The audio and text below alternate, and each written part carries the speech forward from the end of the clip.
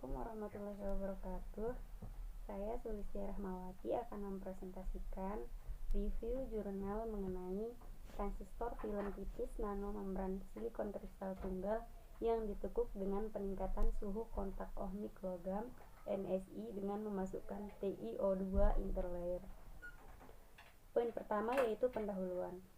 Kemajuan dalam berbagai teknologi elektronik fleksibel, termasuk sel surya, sensor, dan display, telah didorong oleh penggunaan bahan organik yang fleksibel. Namun, semikonduktor berbasis organik mengalami kinerja perangkat yang buruk karena mobilitas pembawa yang rendah dan ketidakstabilan kimia atau thermal. Oleh karenanya, digunakanlah nanomembran Si kristal tunggal yang disingkat SiNM karena memiliki mobilitas pembawa yang tinggi, sifat kimia atau thermal yang stabil dan fleksibel. Silikon nanomembran yang dirilis dari SOI menjadi salah satu pilihan terbaik karena memiliki yang pertama, sifat listrik yang luar biasa, teknik fabrikasi yang matang, dan kelayakan komersial dengan biaya yang relatif rendah. Untuk silikon nanomembran, pembentukan kontak ohmik yang efektif dan resistivitas kontak rendah penting dalam mewujudkan operasi kecepatan tinggi. Meskipun demikian, banyak media fleksibel yang lunak dan memiliki toleransi suhu pemrosesan yang sangat rendah. Contohnya pada substrat ITO atau PET hanya dapat menahan suhu tertinggi yaitu 150 derajat Celcius. Oleh karena itu, pemrosesan suhu tinggi tradisional tidak dapat langsung digunakan. Karena hal itulah digunakan metode sederhana yang dapat meningkatkan karakteristik kontak Ti, NSI dengan memasukkan ALD yang diendapkan TiO2. Poin yang kedua yaitu bahan dan metode. Yang pertama, pembuatan perangkat. Berikut ialah gambar skematis dari dua jenis penampang TFT silikon kristal tunggal yang dapat ditekuk yang dibangun di atas substrat ITO atau PET. Pada gambar A menunjukkan skema struktur TFT silikon kristal tunggal yang dapat ditekuk tanpa memasukkan TiO2. Pada gambar B menunjukkan skema struktur TFT silikon kristal tunggal yang dapat ditekuk dengan menyisipkan siklus TiO2 yang berbeda atau bervariasi. Pada gambar C, proses pembuatan perangkat dimulai dengan silikon on insulator atau SOI. Pada proses pembuatan perangkat, dimulai dari daerah sumber atau saluran pertama kali dibentuk pada substrat SOI melalui implantasi ion fosfor dengan dosis 5x10⁻15 cm/-2 dan energi 30 kV. Selanjutnya, anil dalam RTP pada suhu 1000 derajat Celcius selama 20 skon. Selanjutnya, SOI dipola dengan litografi untuk membentuk pola lubang dan RIE untuk menggores lubang. Adapun lubang ini digunakan untuk mengubur SiO2 yang terkubur dalam asam hidrofluorat atau HF.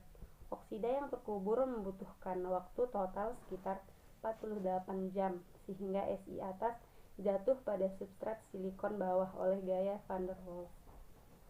Selanjutnya, air deionisasi digunakan untuk membasuh sisa asam hidrofluorat agar siap untuk dipindahkan. Untuk menghindari dislokasi dari silikon nanomembran yang terbenam dalam asam hidrofluorat, dirancang emas ukuran 1x1 cm units sehingga silikon nanomembran membentuk area yang sangat besar. Desain ini meningkatkan area transfer mencapai 1 cm². Selanjutnya, PDMS dibawa ke dalam kontak yang sesuai dengan lapisan permukaan atas dan kemudian dengan cepat dikupas kembali untuk mengambil silikon nanomembran. Interaksi antara silikon nanomembran dan PDMS memberikan efisiensi yang baik pada silikon nanomembran, hampir 100%. Selanjutnya, substrat target dicuci dengan aseton dan alkohol, lalu dibilas dengan air deionisasi, kemudian dikeringkan dengan aliran nitrogen. Selanjutnya, perlakukan substrat ITO atau PET dengan O2 plasma 20 SCCM O2 mengalir dengan daya 50 watt selama 10 detik. Selanjutnya, naikkan adesi di antara lapisan epoksi dielektrik dengan putaran 4000 rpm untuk 30 detik.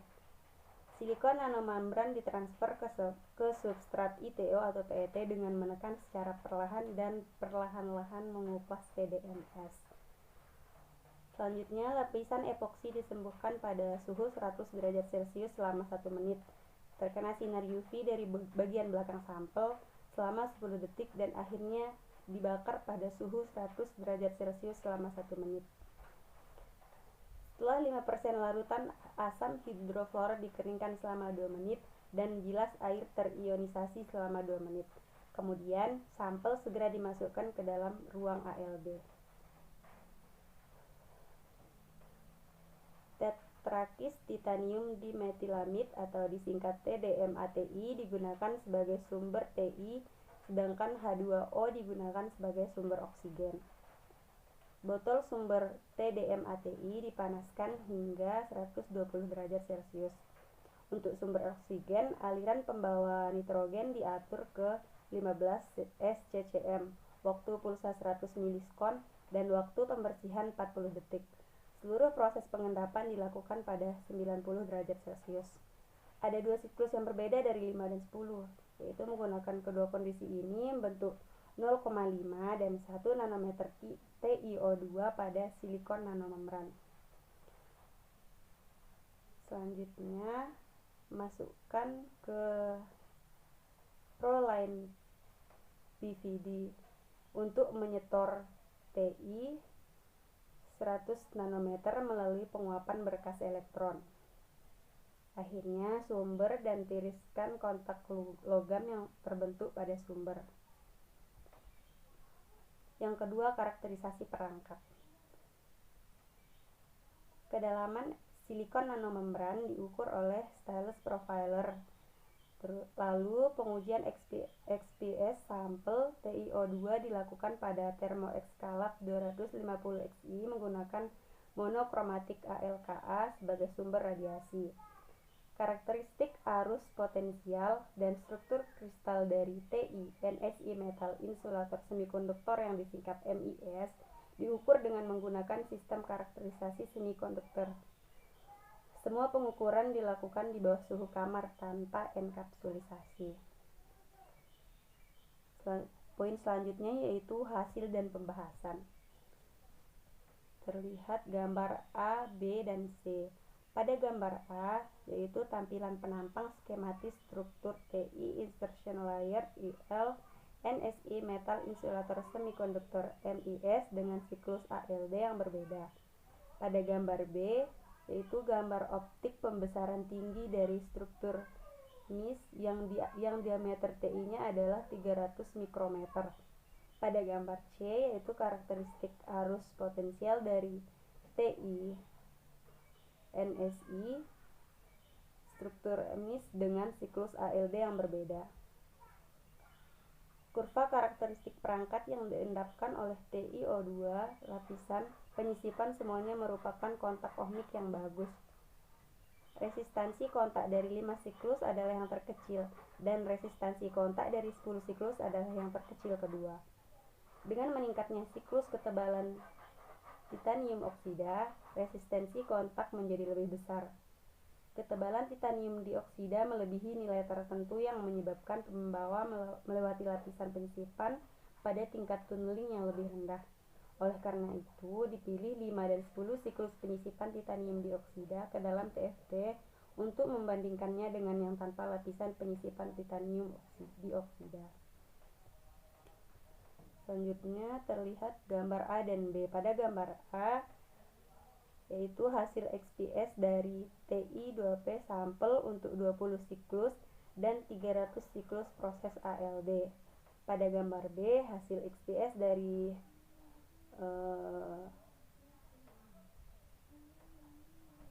O 1 skon dengan TiO2 tipis. Bahu kiri ke puncak O 1 skon yaitu jelas terlihat, menunjukkan bahwa sampel tipis memiliki lebih banyak lowongan oksigen. Ilustrasi di sudut kiri atas menunjukkan kurva pemasangan 300 siklus. Dapat dilihat bahwa puncak lowongan oksigen tidak jelas. Karena adanya pita donor yang terkait dengan lowongan oksigen yang dapat menyediakan lebih banyak elektron, TiO2 berperilaku sebagai semikonduktor tipe N dan menunjukkan konduktivitas listrik yang baik. Selanjutnya terdapat kurva A dan B. Kurva A menunjukkan perangkat transistor film tipis pada substrat PET dengan 0 siklus TiO2. Sedangkan gambar B yang dengan 10 siklus TiO2. Gambar C dengan 5 siklus TiO2 dan gambar D normalisasi karakteristik arus tegangan dari perangkat film transistor tipis pada substrat PET 0, 5, dan 10 siklus pada VGS sama dengan 5 volt. Memasukkan titanium dioksida dengan ketebalan yang tepat antara Ti dan NSI dapat secara efektif menahan efek pinning tingkat energi Fermi dari silikon tipe N, sehingga dapat meningkatkan kontak ohm Ti dan NSI serta mengurangi resistansi kontak. Selanjutnya, pada gambar A terlihat karakteristik transfer TFT pada substrat ITO PET dengan berbagai siklus TiO2. Gambar B, karakteristik transfer TFT anil yang tanpa TiO2 pada substrat ITO atau PET dibandingkan dengan yang tanpa anil.